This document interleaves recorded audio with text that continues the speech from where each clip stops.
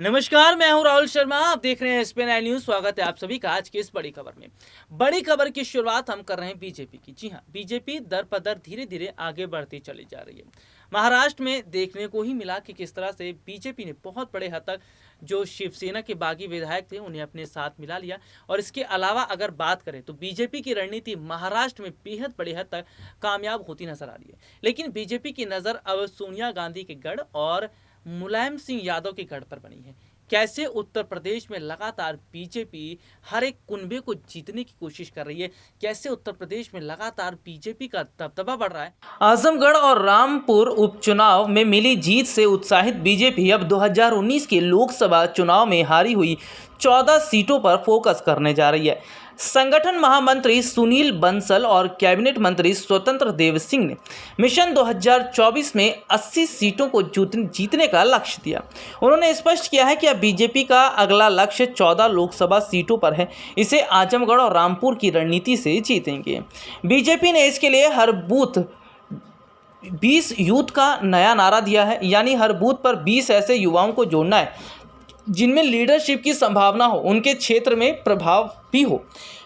BJP के एक प्रभारी ने बताया कि पार्टी का फोकस उन सीटों पर है जहां पर 2019 में पार्टी को हार मिली थी। उन्होंने बताया कि इनमें 12 सीटें हम लोग 2014 के चुनाव में जीत चुके हैं।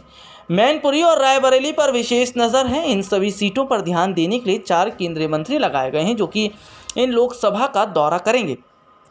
रायबरेली, लालगंज, संभल, मुरादाबाद, मैनपुरी, गाजीपुर, घोसी, श्रीवास्ती, नगीना, सहारनपुर की लोकसभा सीट अभी बीजेपी के पास नहीं। उपचुनाव में लोगों ने बीजेपी को पहली पसंद माना है, इसीलिए रामपुर और आजमगढ़ की लोकसभा सीटें इस लिस्ट से बाहर हो गई हैं। सूत्रों से मिली जानकारी के अनुसार मुख्यमंत्री योगी आदित्यनाथ ने उपचुनाव से पहले लोकसभा की 75+ सीट का लक्ष्य दिया था, लेकिन परिणाम पक्ष में आने के बाद अब पूरी की पूरी 80 सीटों पर जीत का दावा किया गया है। पार्टी के पास इस समय 64 सीटें हैं। तो देखा आपने कि किस तरह से बीजेपी का लगातार दबदबा बढ़ता चला जा रहा है। दरअसल अभी हाल ही में उत्तर प्रदेश में रामपुर और आजमगढ़ इन दोनों सीटों पर जिस तरह की जीत बीजेपी ने हासिल की है और समाजवादी पार्टी को बड़ा झटका लगा है, उसके बाद सीधे सीधे तौर पर ये देखा जा रहा है, उसके बाद सीधे सीधे तौर पर ये माना जा रहा है कि बीजेपी से मुकाबला करना विपक्ष के बस की बात नहीं है। विपक्ष लगातार टूट रहा है और बीजेपी लगातार विपक्ष को तोड़ने का काम भी कर रही है। तो सीधे तौर पर अगर देखा जाए तो फिलहाल जिस तरह के हालात यहाँ पर बने हुए हैं, जिस तरह की स्थिति बनी हुई है, वो सीधे तौर पर ये बता रही है कि आज कितना बड़ा जो खामियाजा है वो विपक्ष को उठाना पड़ रहा है। वो कहावत तो आपने सुनी होगी, जो हमसे टकराएगा वो चूर चूर हो जाएगा, और फिलहाल यही स्थिति देखने को मिल रही है।